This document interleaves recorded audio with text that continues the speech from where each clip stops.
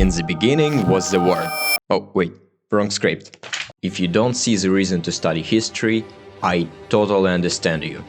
2 years ago, I was exactly the same. Our teacher tried to make us memorize all these dates, names and wars. It ended up with everyone cheating on the test, making history seem like the most boring and pointless class. But then I learned something about tomatoes. And believe it or not, it completely changed my view of history and is about to change yours.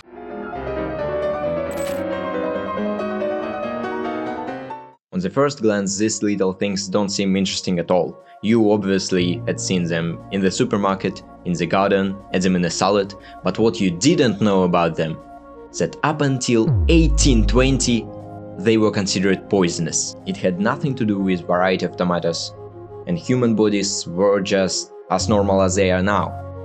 But yet again, people ate tomatoes and got poisoned. At that time we already had calculus, differentiation and integration and first trains, and we weren't able to eat tomatoes. The answer to this mystery is pretty simple, and I'll share it with you in a minute. But the first time I heard this story, I realized something that schools weren't able to teach me in over a decade. People of the past were not so different from us. They had their own lives, just as we have, and they made many silly mistakes, just as we make. It's the illusion of perspective. We humans tend to see the world considering ourselves as the main characters, so the past looks nothing more than just a prequel. And understanding that people back then had their own lives, whereas they were their main characters, is crucial to learning history. So, how to make history actually interesting?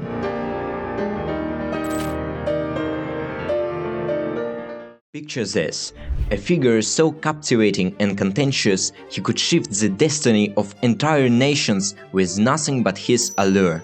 Meet Alcibiades, the most mysterious playboy and strategic genius of ancient Athens. Surprised you haven't come across his tale? Pay close attention then, this is a story you don't want to overlook. You see, he started his career in Athens, became a general and was pretty good at it. But then things got thought. He didn't just burn bridges, he dynamited them. Accused for sacrilege, he fled to Sparta, Athens' archenemy, and began advising them on strategies to defeat his homeland. And just when you thought he couldn't flip-flop anymore, he managed yet another astonishing turnaround. It came to light that he had an affair with Spartan king's wife, and that's definitely not a thing I would want to be on my resume. So this time cozying up to Persia, the superpower that had its own beef with both Athens and Sparta. Alcibiades was playing chess on a board that most people even didn't know existed. But here's the kicker. Athens, desperate and facing defeat, actually welcomed him back with open arms. Well, sort of. He helped turn the tide of the war, but let's just say his homecoming parade didn't last long. Trust me, if you slept with Spartan king's wife, there's no country to hide in. This brings us to the essence of history. It's about people, about their lives and decisions they made. Sharing more stories and dates regarding Persia, Sparta and Athens suddenly doesn't seem as dull, does it? That's because we as humans are not wired to memorize dates.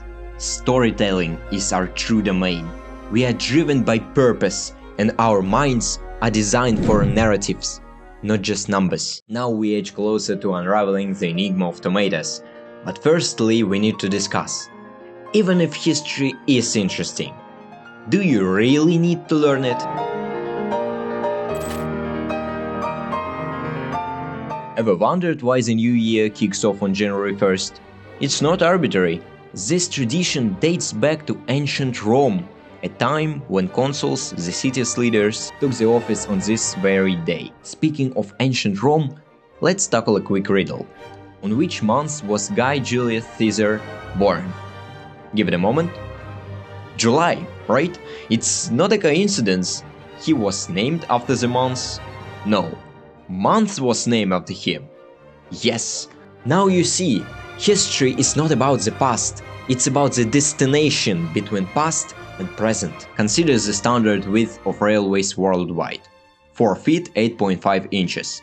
This measurement isn't random. but can be traced back to the width of paths created for Roman chariots. Such ancient standards continue to influence modern transportation infrastructure, connecting us directly with engineering decisions of our ancestors. And why do we use QWERTY keyboard layout? Is it because it's the most efficient? Actually, no. Developed in 19th century, the QWERTY layout was intended to prevent typewriters jams by spacing out commonly used letters, a solution to a problem that no longer exists. Yet we continue to use this layout in today's digital age. For people who don't know physics, the world is full of magic. For those who don't know history, it's full of coincidences. Now we can agree that history may be interesting. It's just about the way of studying. And it also has some connection between past and present. But people back then lived completely different. That's fact, they didn't have any of our technologies. And the way they thought was absolutely different. To prove it's only partly true, we have to go back even further.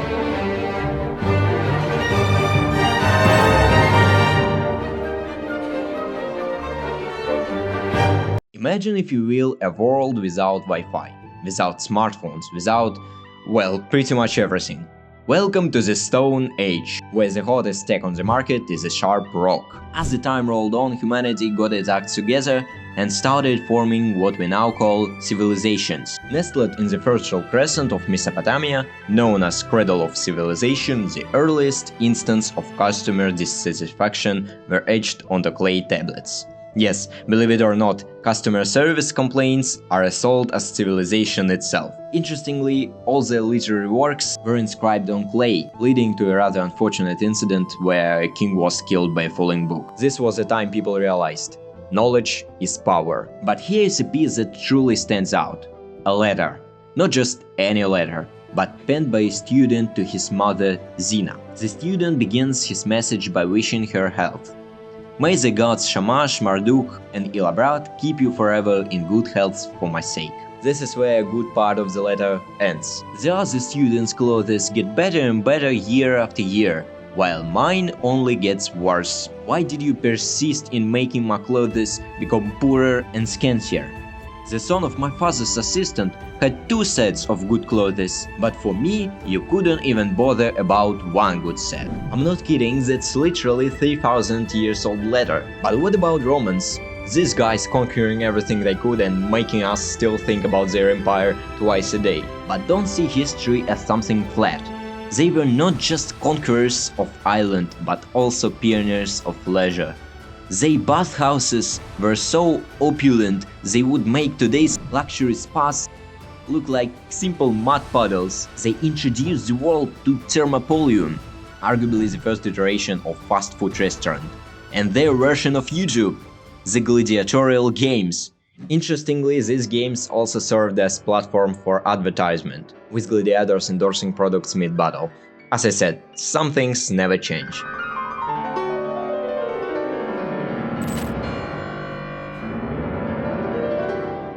So, you see, history isn't about dates, it isn't about wars, and it isn't about politics. It's about people, about their thoughts, about their ideas, their lives and their stories.